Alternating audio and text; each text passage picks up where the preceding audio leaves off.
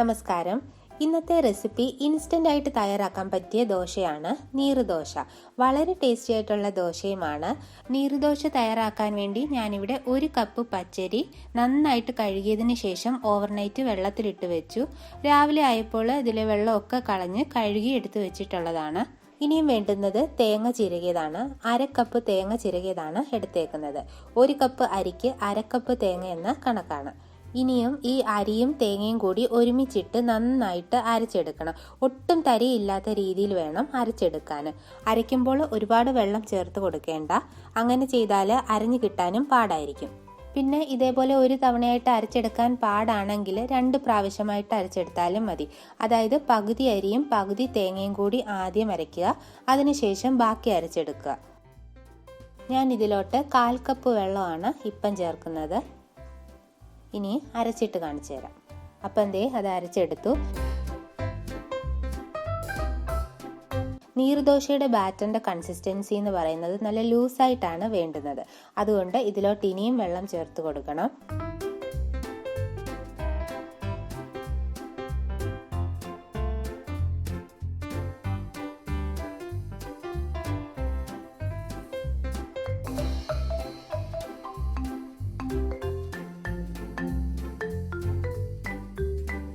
ഞാൻ മൊത്തത്തിൽ 3.5 കപ്പ് വെള്ളമാണ് ഇപ്പം ചേർത്ത് കൊടുത്തത്. ഞാൻ ആദ്യം മിക്സിയുടെ ജാറിലോട്ടും കുറച്ച് വെള്ളം ഒഴിച്ചിട്ട് ഇതിൽ ചേർത്തായിരുന്നല്ലോ, അതുകൂടി ചേർത്താണ് പറഞ്ഞത് 3.5 കപ്പ് വെള്ളമെന്ന്.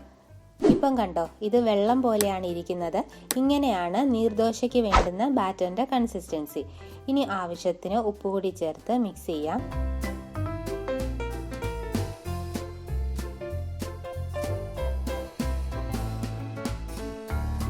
ഇനിയും ദോശ ഉണ്ടാക്കി തുടങ്ങാം. അതിനായിട്ട് പാന് നന്നായിട്ട് ചൂടാക്കുക. എന്നിട്ട് മീഡിയം ഫ്ലെയിമിലോട്ടാക്കുക. നന്നായിട്ട് ചൂടുള്ള പാനിലോട്ട് വേണം മാവ് ഒഴിച്ചു കൊടുക്കാൻ. ഓരോ പ്രാവശ്യവും ദോശ ഉണ്ടാക്കുമ്പോഴും ഈ ബാറ്റർ നന്നായിട്ട് ഇളക്കിയതിന് ശേഷമേ ഒഴിച്ചു കൊടുക്കാവൂ. വളരെ കനം കുറച്ച് ഒഴിച്ചു കൊടുത്താൽ മതി. ഒഴിക്കുമ്പോൾ തന്നെ ഇങ്ങനെ ഒന്ന് ചുറ്റിച്ചും കൊടുക്കണം. ഒരു കൈ വെച്ച് ബാറ്റർ ഒഴിച്ചു കൊടുക്കുക, മറ്റേ കൈ വെച്ച് പാൻ ഇങ്ങനെ ചുറ്റിച്ചും കൊടുക്കുക. പിന്നെ ഇതിലെ ഈ ചെറിയ ചെറിയ ഹോൾസ് കണ്ടില്ലേ, അങ്ങനെ വരണം ഈ ദോശ തയ്യാറാക്കുമ്പോൾ. അതാണ് ഇതിൻ്റെ കറക്റ്റ് പരുവം. നമ്മൾ തയ്യാറാക്കിയ ബാറ്ററിൻ്റെ കൺസിസ്റ്റൻസിയും പിന്നെ ഈ പാനിൻ്റെ ചൂടും കറക്റ്റ് ആയാൽ മാത്രമേ ഈ ദോശയും നല്ല രീതിയിൽ ഉണ്ടാക്കാൻ പറ്റൂ. ഇത് അടച്ചു വെക്കുകയൊന്നും വേണ്ട, ഇങ്ങനെ തന്നെ ഇരുന്ന് വെന്തോളും.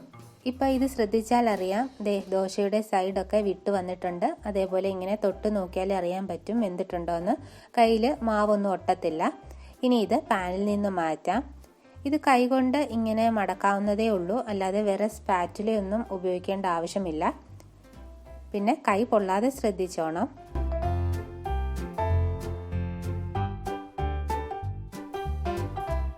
കണ്ടോ, നല്ല സോഫ്റ്റ് ആയിട്ടുള്ള ദോശയാണ്. ഇനി ബാക്കിയിരിക്കുന്നതും ഇതേപോലെ തന്നെ തയ്യാറാക്കാം. ഇനി ബാറ്റർ അധികം വരുവാണെങ്കിൽ ഫ്രിഡ്ജിലെടുത്ത് വെച്ചാൽ മതി കേട്ടോ. അടുത്ത ദിവസം ഉണ്ടാക്കിയാലും സൂപ്പർ ആയിരിക്കും.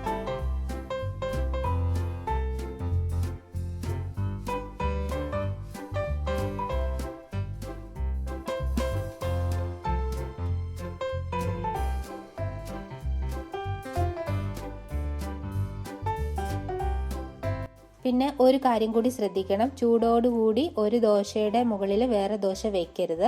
അങ്ങനെ ചെയ്താൽ അത് ഒട്ടിപ്പിടിക്കും. ചൂടൊന്ന് ആറിയതിന് ശേഷം വെച്ചാൽ കുഴപ്പമൊന്നുമില്ല. ഇത് സാമ്പാർ, ചമ്മന്തി ഒക്കെ കൂട്ടി കഴിക്കാൻ നല്ല ടേസ്റ്റാണ്.